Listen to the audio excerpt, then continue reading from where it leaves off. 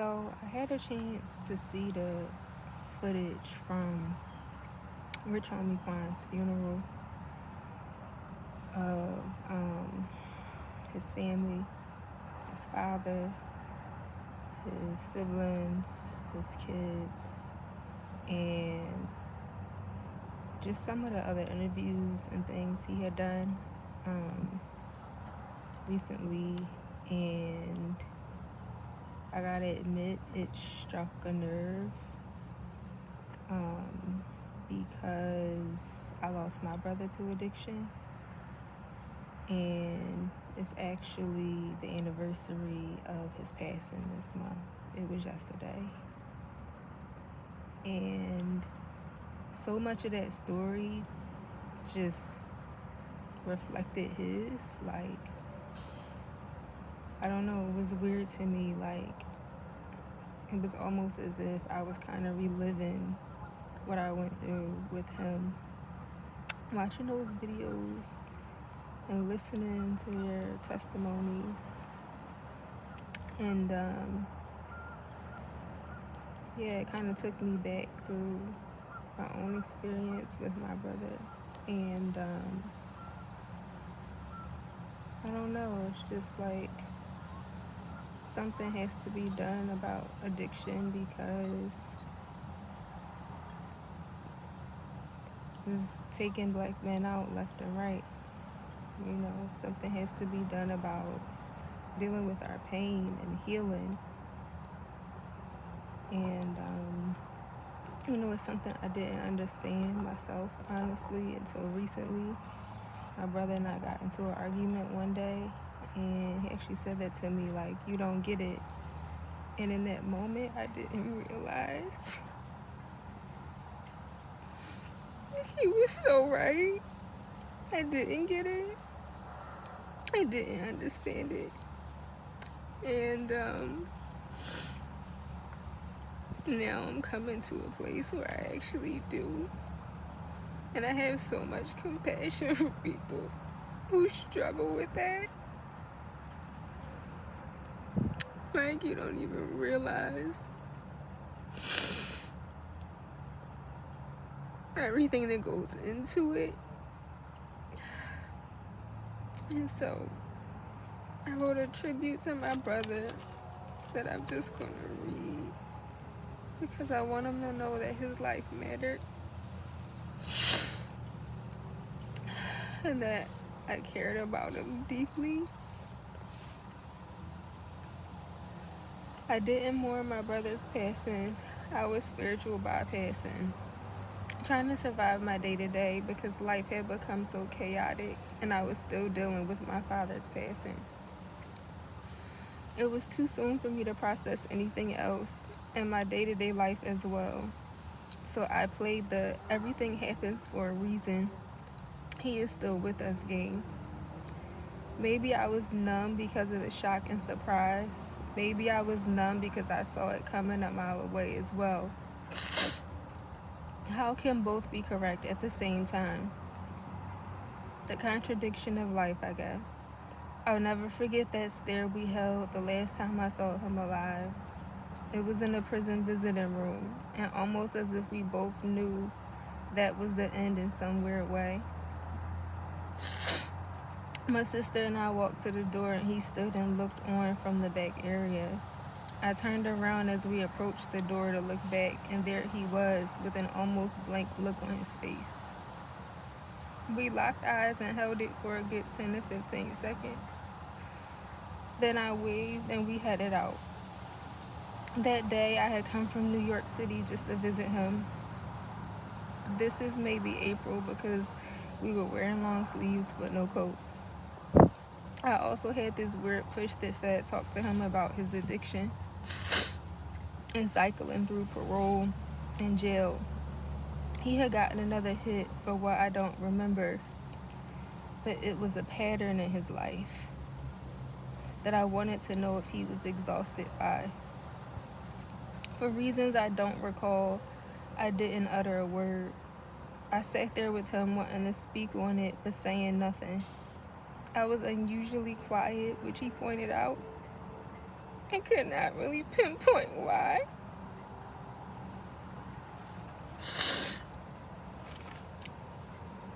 Maybe my spirit knew it was our last supper, and I was just taking it all in, enjoying the moment.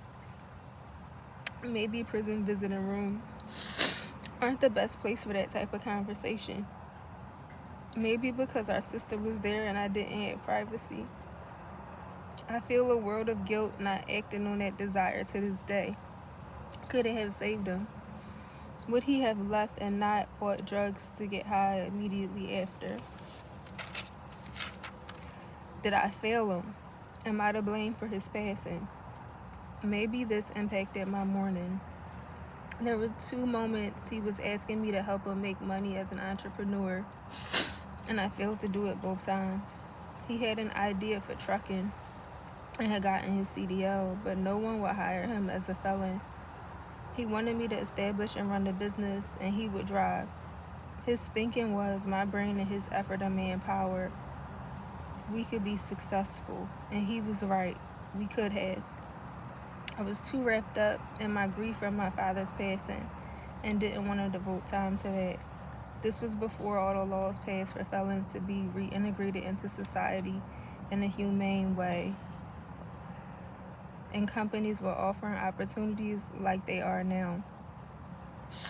It was also before Uber, Lyft, DoorDash, and gig work being what it is today. I always think about what would have become of him had those options existed back then. Would he have been better able to make a decent income? Would he still have wanted to get high? They say purpose and work helps addiction recovery and healing. For these reasons, I hold myself partially responsible, I think. I'm also responsible for keeping his self-esteem low.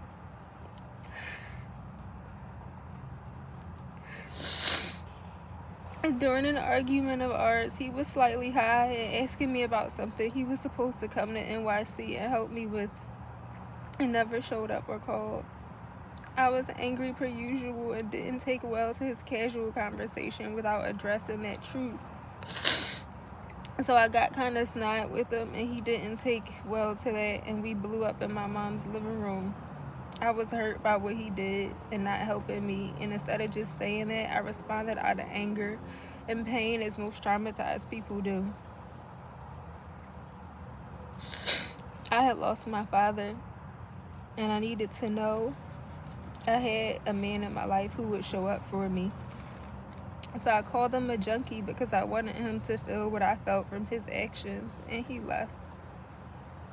This conversation came up when our family did therapy, and he revealed how hurt he was by that statement, that it actually bothered him, and that I thought of him that way, and that he didn't know I was hurt by his not showing up.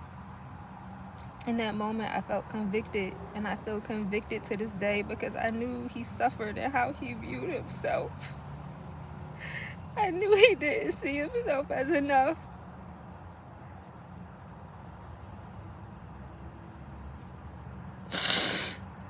I knew he valued my opinion because of a phone call we had about drafting his life story. He told me indirectly through tears.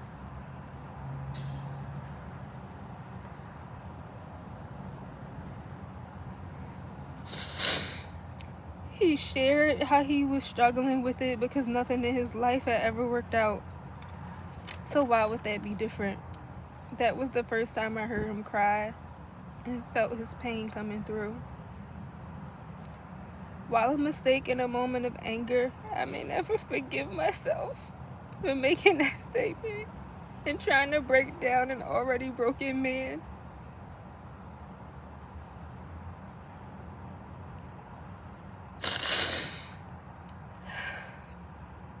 This is what we do as traumatized people. We pass it on. We don't want to carry and feel it ourselves, so we hand it off to others, hoping it will leave us and take them instead. This is also why these cycles have to end permanently. It's not enough for individuals alone. Families have to heal as units to ensure the tree's foundation and its roots are secure. That every branch extending out from it is healthy and not diseased. This is what I tried to do with mine back in 2014 when I saw my brother fully for the first time without his armor on. I saw a man in deep sorrow and pain.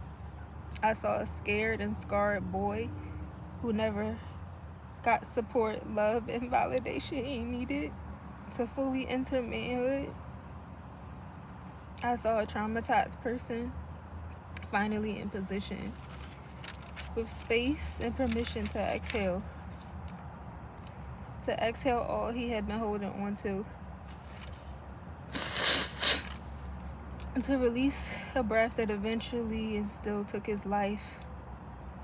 He even started seeing a family therapist on his own to work on things he needed to process without all of us in the room.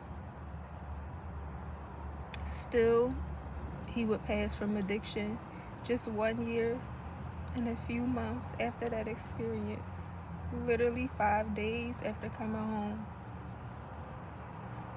He was found by my mother, lying halfway off the bed, phone in his hand, cold and blue. Friday, September 25th, 2015.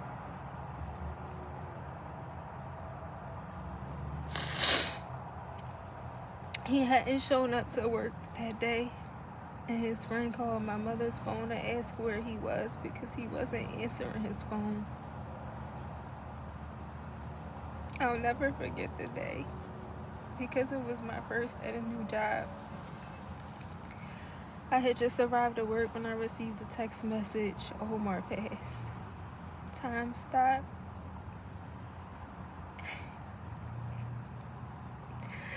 The room became quiet, while full of background noise, and my thoughts raced. How? Wasn't he in jail? How? In prison?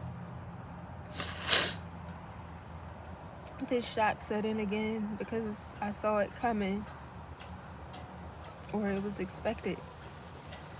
I couldn't cry. I was numb. But what numbed me even more, his son, who was a year into a 20 to 40 prison sentence at 20 years old after taking someone's life, response to his death because of his lack of emotion, because of his honesty, because of how valid it was. I didn't even know him, he said, when his mother shared that his father had died. But how can you find fault in what is true? My brother had a difficult time trying to father his son.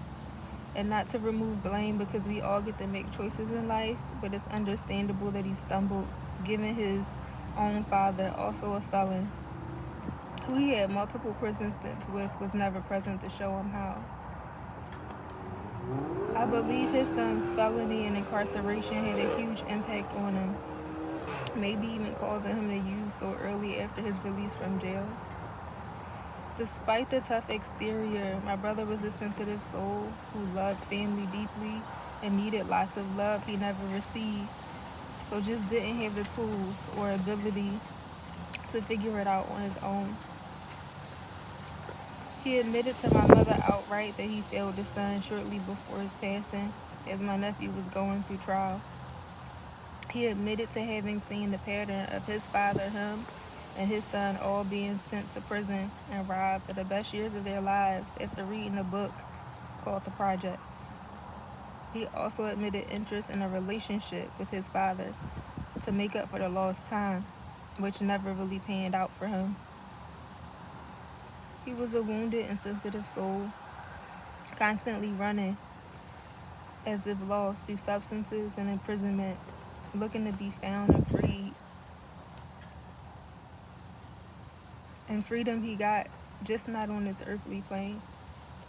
Finally, he managed to completely escape.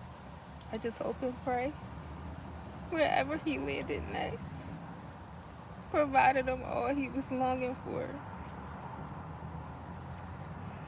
It would be only after his passing I realized I too suffer from this longing. I just cope in different ways.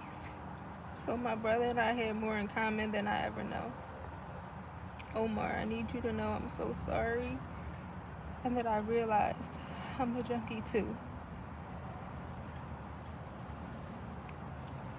I share this story, I say all this not to gain sympathy, but to prove the urgency, the truth I'm trying to get across about the need for generational healing, the need to address the hidden feelings of black men, the need to stand up together and face down our darkness, so that light might fill our souls, ourselves, our communities in the world. Oh my, I would never make you this. I'm loving you.